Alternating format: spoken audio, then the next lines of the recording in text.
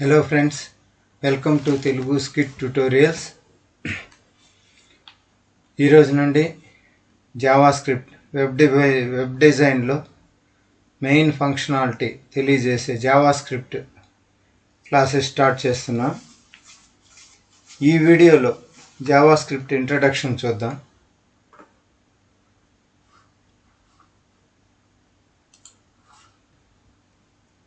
అంటే జావాస్క్రిప్ట్ అంటే ఏమిటి, జావాస్క్రిప్ట్ని ఎవరు కనుగొన్నారు, అసలు ఎప్పుడు కనుగొన్నారు, జావాస్క్రిప్ట్ అనేది మార్కెట్లోకి ఎలా వచ్చింది, దీనికి జావాస్క్రిప్ట్ అనే నేమ్ ఎందుకు వచ్చింది, జావాస్క్రిప్ట్లో ఏమేమి ఫంక్షనాలిటీస్ ఉన్నాయి, వీటన్నింటిని గురించి మొదటి ఈ వీడియోస్లో చూద్దాం. ఇప్పుడప్పుడే ప్రాక్టికల్ సెషన్లోకి ఎంటర్ అవ్వము. సెకండ్ వీడియోలో కానీ థర్డ్ వీడియోలో కానీ ఎంటర్ అవుతాం. ఇప్పుడు ఈ వీడియోలో థియరిటికల్ సెషన్ ఎలా ఉంటుంది, ఓన్లీ మనకి ఇన్ఫర్మేషన్ గురించి మొదట తెలుసుకుంటాం. మనం ఏదైనా ఒక సాఫ్ట్వేర్ గురించి నేర్చుకోవాలనుకున్నప్పుడు ఆ సాఫ్ట్వేర్ ఎవరు కనుగొన్నారు, ఎలా వచ్చింది, సాఫ్ట్వేర్ మార్కెట్లోకి ఎందుకు వచ్చింది, దానికి బేసిక్ ఇన్ఫర్మేషన్ తెలుసుకోవడం చాలా ఇంపార్టెంట్ కదా. మనం ఏం చేస్తున్నా సరే ఇలాంటి ఏమి, ఎందుకు, ఎలా, వాట్, వై, హౌ ఇలాంటి ప్రశ్నలు మనం అడుక్కోవాలి. అప్పుడే మనం ఏం చేస్తున్నాం అనేది నార్మల్ లేఅవుట్ అనేది మన బ్రెయిన్లో ఉంటుంది. ఫస్ట్ జావాస్క్రిప్ట్ అంటే ఏంటో చూద్దాం. వాట్ ఈజ్ జావాస్క్రిప్ట్ అనే దానికి వస్తే,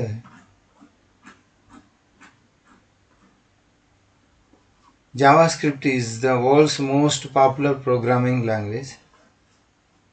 ఇప్పుడు ట్రెండింగ్ లాంగ్వేజ్ టాప్ 10 తీసుకుంటే దాంట్లో మోస్ట్ నెంబర్ 1 ట్రెండింగ్ లాంగ్వేజ్ వచ్చి జావాస్క్రిప్ట్.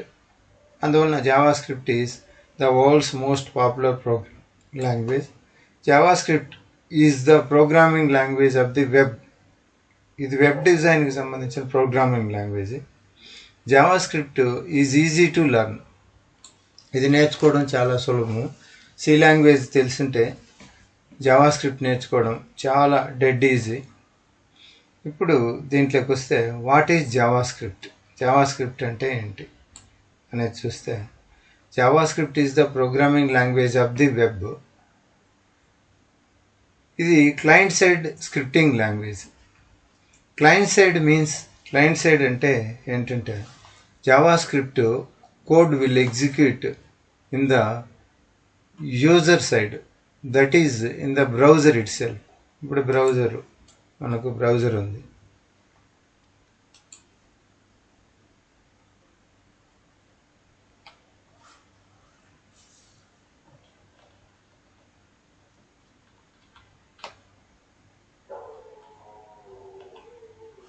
బ్రౌజరు క్రోమ్ కావచ్చు, ఇంటర్నెట్ ఎక్స్ప్లోరర్ కావచ్చు, లేదా ఒపేరా కావచ్చు, సఫారీ కావచ్చు, లేదా ఎడ్జ్, ఇటువంటి వాటిలో దీన్ని రన్ చేసినప్పుడు ఆ బ్రౌజర్ ఉంటే చాలు. Client side means JavaScript code will execute in the user side, that is in the browser it self.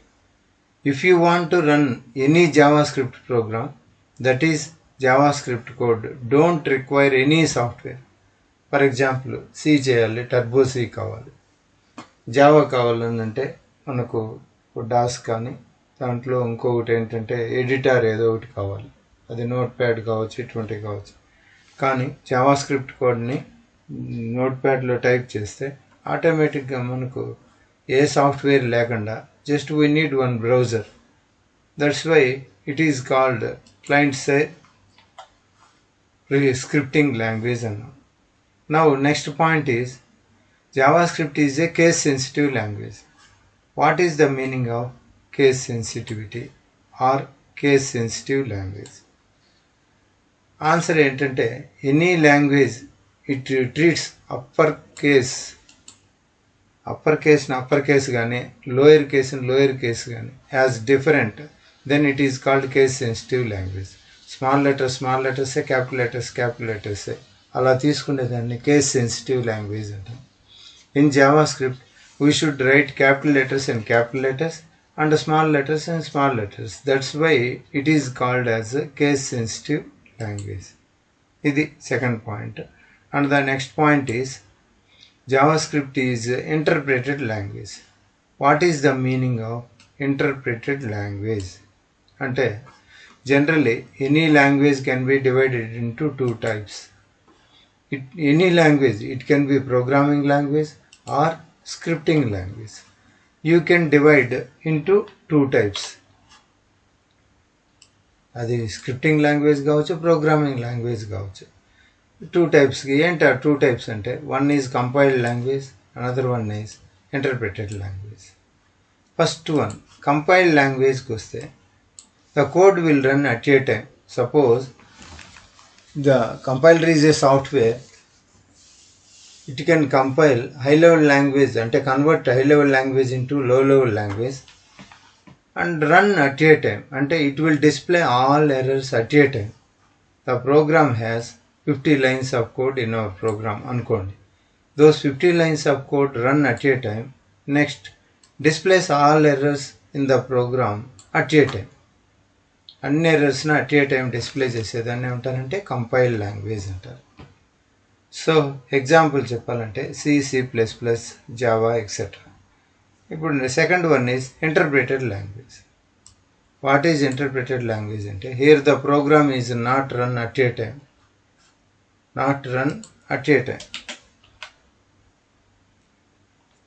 మరి ఎట్లా రన్ చేస్తుందంటే the program will run or execute line by line or step by step. ఒక line execute అవుతుంది, ఆ error correction చేస్తే next లైన్కి వెళ్తుంది. ఇలా ఉండేదాన్ని ఏమంటారంటే ఇంటర్ప్రిటెడ్ లాంగ్వేజ్ అంటారు. ఇప్పుడు టూ టైప్స్ ఆఫ్ లాంగ్వేజ్ ఉన్నాయి. ఒకటి is compiled language, another one is interpreted language. Compiled language అంటే run at a time. Interpreted language అంటే line by line or step by step execute అయినదాన్ని ఇంటర్ప్రిటెడ్ లాంగ్వేజ్. ఎగ్జాంపుల్ వచ్చి JavaScript, PHP. All scripting language it can show only one error message at a time, that's it. దాన్ని correction చేస్తే next లైన్కి వెళ్తుంది. అక్కడ error ఉంటే మళ్ళీ దాన్ని డిస్ప్లే చేస్తుంది. అలా ఉండేదండి. Next thing, whenever we get an error the program execution stops there only.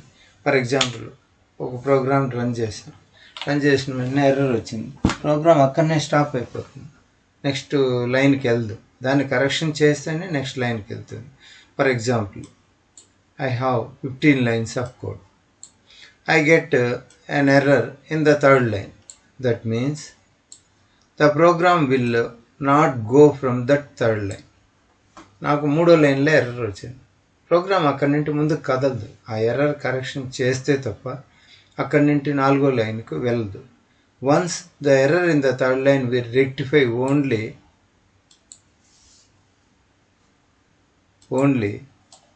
The remaining lines are executed. ఆ మూడో లైన్లో ఉన్న ఎర్రర్ని కరెక్షన్ చేస్తేనే మిగతా లైన్స్ 4, 5, 6 లైన్స్ ఎగ్జిక్యూట్ అవుతాయి. That's the meaning of interpreted language. Next fourth వన్కి వస్తే it is a object oriented programming language. That means in JavaScript everything we take objects, functions కావచ్చు and methods. That's why it is called as object oriented programming language. ప్రతి ఒక్కటి object తీసుకుంటుంది. Next and after that uses of JavaScript. ఏ విధంగా అయితే ప్రతిదానికి uses ఉంటాయి, అలాగే జావా స్క్రిప్ట్కి కూడా యూజెస్ ఉన్నాయి. Where we are going to use JavaScript అనేది తెలుసుకోవాలి. First important basic use of JavaScript అనేది ఏంటంటే ఫామ్ వ్యాలిడేషన్కి ఎక్కువగా ఉపయోగపడుతుంది. ఫామ్ వ్యాలిడేషన్ అంటే what is the form validation అంటే form validation is nothing but checking the forms for errors is called as form validation. ఒక ఫామ్ ఉంది, దాంట్లో ఈమెయిల్ ఉంది, ఈమెయిల్ బదులు ఏదో ఎంటర్ చేశారు, పాస్వర్డ్ బదులు ఇంకేదో మొబైల్ నెంబర్ ఎంటర్ చేశారు. అప్పుడు అక్కడ ఏం చేస్తుందంటే చెక్ చేస్తుంది. ఇప్పుడు everything is correct, you will get success message. Otherwise ఏమవుతుందంటే ఇన్వాలిడ్ అనేసి ఎర్రర్ మెసేజ్ వస్తుంది. For example if I take registration form, in that we have user name, second one password, third one confirm password, fourth one email ID, fifth one mobile number, sixth one city. Like that we have some columns ఉంటాయి. Last we have submit button. చిట్ట చివరిలో మనకేముంటుందంటే submit button ఉంటుంది. Without filling the data, అంటే user name ఇచ్చి ఇవ్వాలి, password ఇవ్వాలి, confirm password ఇవ్వాలి, ఈమెయిల్ ఐడి ఇవ్వాలి. ఈ విధంగా వీటిలో ఏదైనా ఒకటి ఇవ్వకపోయినా, ఫిల్ చేయకపోతే, if you submit the form it will not accept, you should get error message. Particular password ఇవ్వలేదు, లేదా యూజర్ నేమ్ ఇవ్వలేదు, లేదా ఈమెయిల్ ఐడి ఇవ్వలేదు, లేదు మొబైల్ నెంబర్ 10 digits ఉంది, 9 ఇచ్చారు, అప్పుడు ఇన్వాలిడ్ అనేసి మీకు ఎర్రర్ మెసేజ్ వస్తుంది. హౌ యూ విల్ గెట్ అంటే, by using JavaScript we can do that means checking the form. This is called form validation. ఓ ఫామ్ ఉంది, దాన్ని చెక్ చేస్తుంది. ఎక్కడైనా ఎర్రర్ వచ్చిందంటే, important use of JavaScript is popup ads. Popup ads అంటే, what is the definition of popup ads అంటే, the ads that will open automatically depending upon the user action. మనం ఏదైనా submit చేసాం, wrong ఉంది, ఒక error message వస్తుంది, దాన్ని popup ads అంటే. For example, if I have a web page, if I click on a button on web page, then the ad will open. If I move my mouse on particular area, the ad will open. That means the ad will open depending upon the user action. మనం click చేస్తేనే అది వస్తాం. అట్లా ఏంటంటే pop up అనేసి. User will click on the page, user will move mouse on the page, user will type anything on the page. These are all user actions. This is called popup ads అంటారు. అంటే ఏదైనా ఒక action click చేసినప్పుడు ఒక చిన్న dialog box, small dialog box రావడాన్ని popup ads అంటారు. Next third one is dynamic pages. ఇంతవరకు in HTML and CSS we can created only static pages. Static pages means the pages which are having static contents. That means అవి కథలు. అదే dynamic pages అంటే means interaction by user click చేసినప్పుడు అది interaction జరగడం.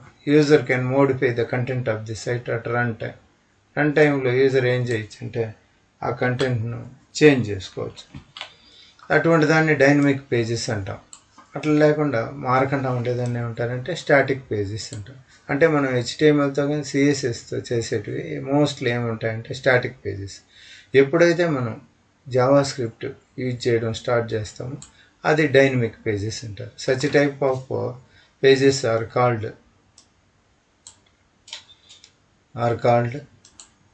Dynamic pages. The user has interaction with the pages. వాటితో user interact అవుతాడు కాబట్టి వాటిని డైనమిక్ పేజెస్ అండి. One more thing, user can modify the content of the page. That means I have some content in the page. If a user can modify in the page, content will modify. మారుతుంది. These are the main uses of the JavaScript. Next topic is syntax of the JavaScript. ఇది తర్వాత సెషన్లో తెలుసుకున్నాము. ఇక్కడ వరకు stop చేస్తాం. This is JavaScript introduction. Thank you for watching. Please subscribe.